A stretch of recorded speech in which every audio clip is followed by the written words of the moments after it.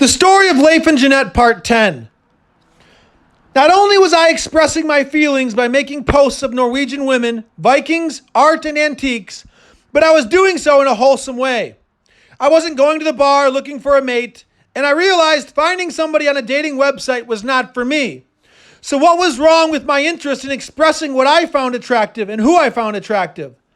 What other ways could I have communicated with people not only what I found attractive or what made me happy, but also how else could I have hinted to other women, trying to speak to them non-verbally by sharing their posts, mainly their photographs, that I found them interesting, because I discovered that sending instant messenger messages always ended in disaster. Maybe I would get their attention, or maybe they had a friend who they might think would have interest in me. Just like how people slowly became comfortable taking selfies, just like how people slowly became comfortable putting real pictures of themselves in their Facebook profile, I became more comfortable sharing pictures of attractive women and sharing pictures of Norway, along with all my other posts of my artwork and things that I found interesting, such as nature and my Norwegian heritage. Not just real photographs of real women, but also art, from paintings I found on the internet to the antique Norwegian items I bought on eBay. Many of these antiques of which contained artwork of Norwegian women wearing their traditional Norwegian clothing. So at the time I visited the Roldalstav Church on my March trip to Oda in 2018, I fell in love with that church. I grew up with people getting married in all different churches. I traveled to cities hundreds of miles away from my house to attend friends and family members' weddings who were getting married in churches that they had never attended. I had family members getting married in farmyards and on the shores of Lake Michigan. So can anyone blame me when I fell in love with the Roldalstav Church? When I met Jeanett for the first time, and when the realization started to fall upon me that she liked me too, and knowing that this was the type of relationship I had never attempted to seek before, and on top of that, I was the one that initially sought it. There was no rule book telling me how this relationship was going to unfold, but I knew it was going to take time, and I knew it was going to take an effort on my behalf to initially show Jeanett what I was thinking. And it wasn't just what I was thinking, but it was also artfully creating my thoughts around what I perceived to be what she might be interested in.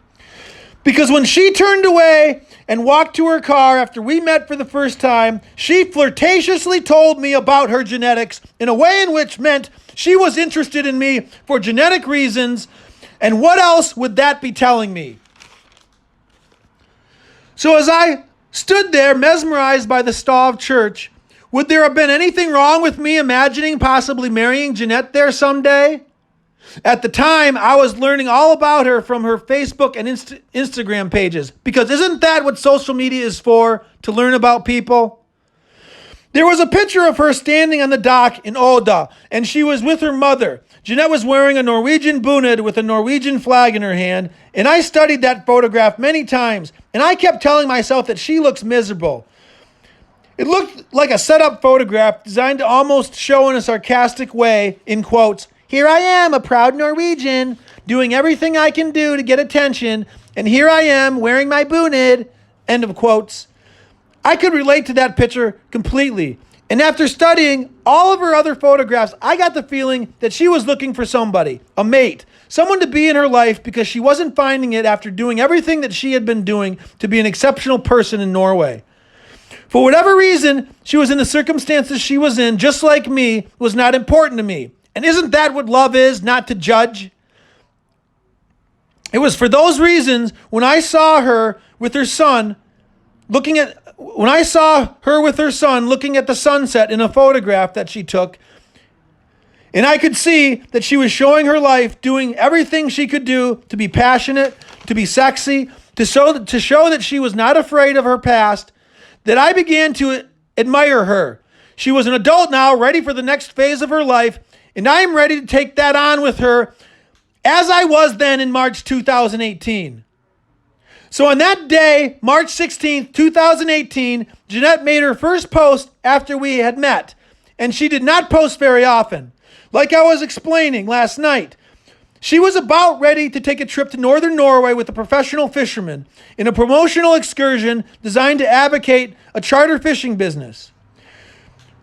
When I saw the look on her face in that post, and after we had met 2 days earlier, and she had told me about her genetics in a flirtatious way as she was walking to her car upon departing our meeting, could you help but not understand the look on her face in this new post and how that made me feel? Can you not see the excitement in her face? And although it wasn't a private message sent to me, and I don't remember exactly what she was talking about with the photograph she posted, because she wasn't talking about me in the photograph, of course. Why would she be doing that? This was about her fishing. But either way, she was happy. And the last time we had seen each other, she had talked about her genetics. And we had a great walk together, meeting each other. I still had her tiles that I was going to give her at some point before I left, because we had planned on going for a hike in a few days after she returned from the north. Imagine what was going through my mind when I saw that photograph she posted on the day I went to the Roldalstav church. After seeing the photograph that Jeanett posted 2 days after we met, and it was her first post since we had met, the excitement about our possible relationship that was growing, our friendship that was growing, invigorated me on this evening. I had just visited the Roldalstav church, and in my hotel room that evening, I started thinking about Jeanett and I. I really liked the photograph that I took the day before at the Korlevoll ski station. I imagined being kind of like a James Bond character, because this whole situation made me feel a little bit like a secret agent. I couldn't openly communicate on social media at this point in our friendship, so it made me feel a little secretive about everything. And I felt like that photograph at Korlevoll ski station that I took the day before captivated that feeling. And since I felt like I was the one that was going to have to make this friendship progress, since I was the one who initiated it, in that moment I thought I would take another step to bring us closer. Not to bring attention to ourselves, but to show her that I was feeling excited also. I didn't want to send her a message to her on Instant Messenger, because that would create an expectation possibly that she would need to respond to. Or it may mean if she didn't, or what would it mean if she didn't respond? And I didn't like that feeling. So I was very careful not to send her pictures or messages that weren't necessary. I would post things that had meaning to us on my social media pages occasionally instead.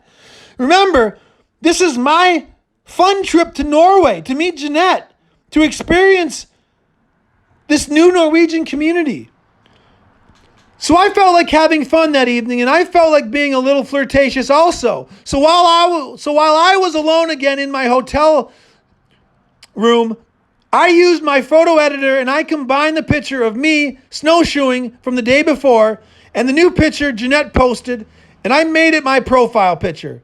Of course, this created anxiety the next day because I didn't know what she would think.